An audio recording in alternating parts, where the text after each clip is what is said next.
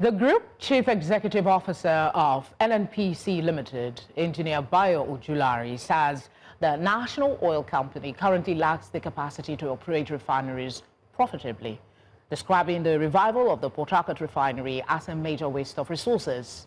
Ojulari spoke at the 2026 Nigerian International Energy Summit, where he said successful refinery operations require strong financing, competent EPC contractors, and world-class operational capacity, conditions he admitted NNPC does not yet meet.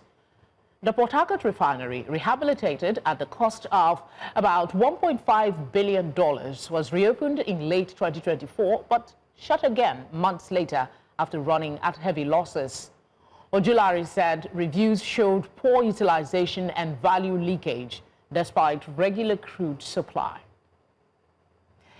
Professor Izielen Agbon is a petroleum expert. He's a familiar face here. He joins us now for some insight to this latest development. There were many headlines on this story, but the one on Business Day actually caught my attention. It says, after decades of official optimism, Ojulari concedes NNPC cannot run refineries profitably.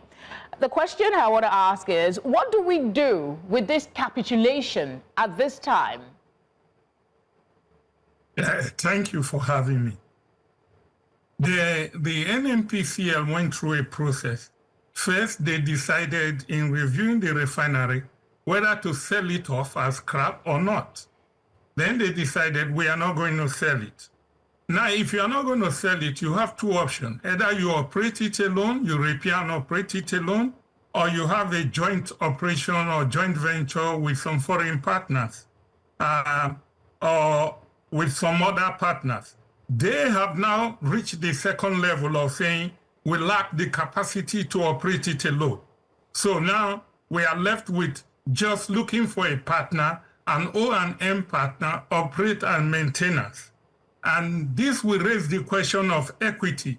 If you are going to get a partner, what percentage of the share of the refinery are you going to give them? Are you going to give them equity of more than 50%, or are you going to keep a controlling share? Now, let's go back to this question of NNPCL does not have the capacity to run a refinery.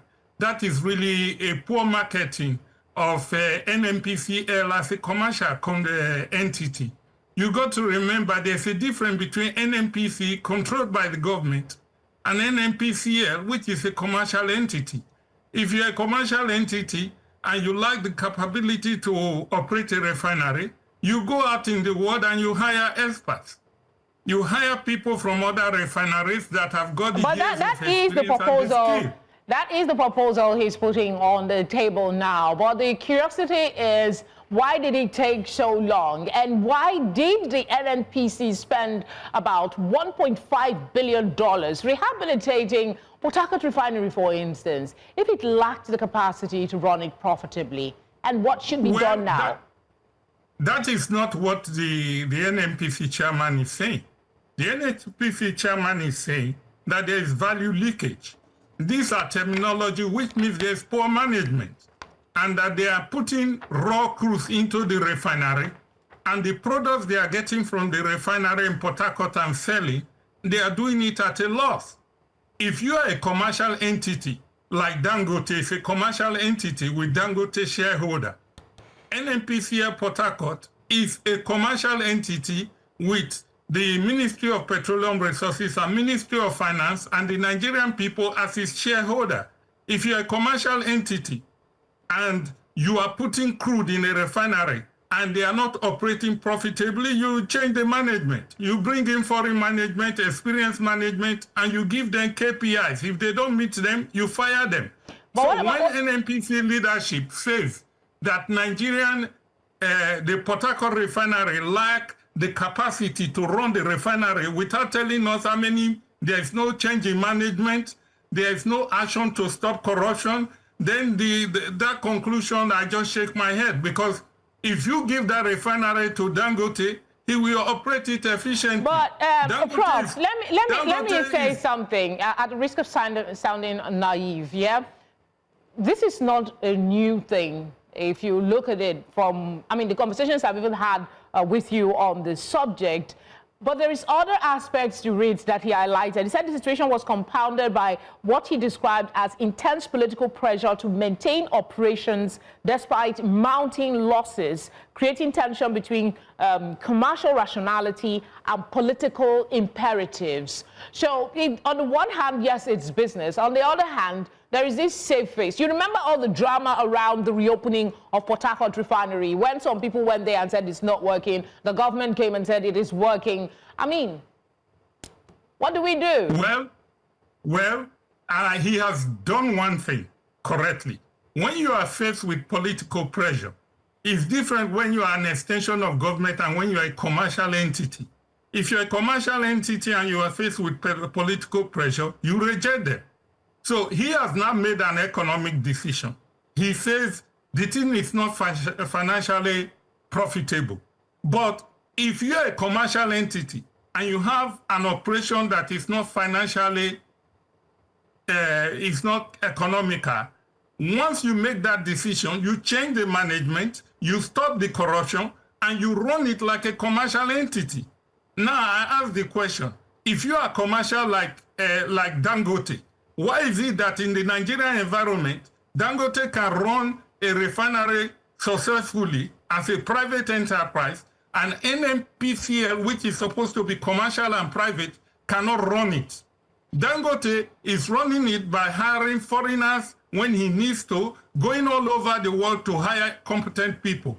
Well, if you want to run Port Harcourt Refinery commercially, you go and find the right people all over the world, and you get them to run it. Okay, the one part. All action of corruption, because this, when you now say, I am going to give it to another company to operate and manage, that is nice and good, but you cannot do that without giving them equity.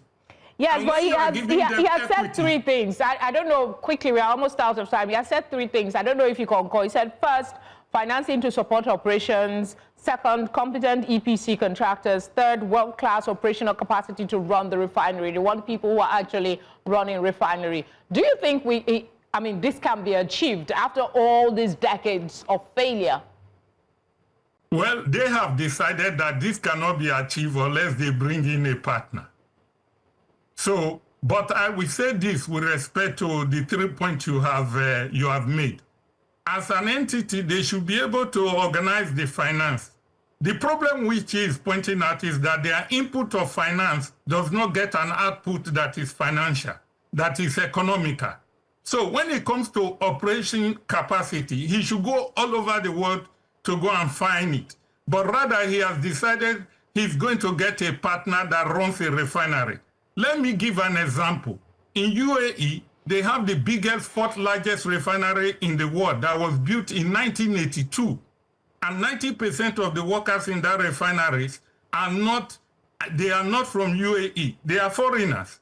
And that thing runs at more than 90% capacity utilization. It has been running with this capacity utilization since 1982 because they do whatever is necessary with their UAE citizen management to make sure they bring in competent people to run it. And they have zero tolerance for corruption and zero tolerance for failure. So even when NNPCL get a partner, I don't see how you can run it unless they give more than 51%. They are planning to give 70% of the ownership of that refinery to private consign. Maybe Dangote cannot go over there and run it cheaply like he always wanted to do. Well, but all I want to say is that NNPCL is a commercial entity.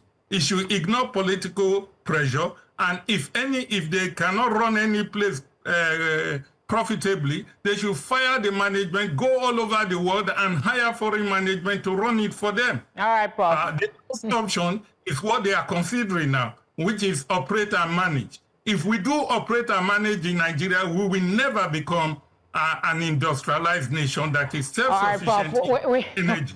We have to go now. Thank you so much for speaking with us. We appreciate your time.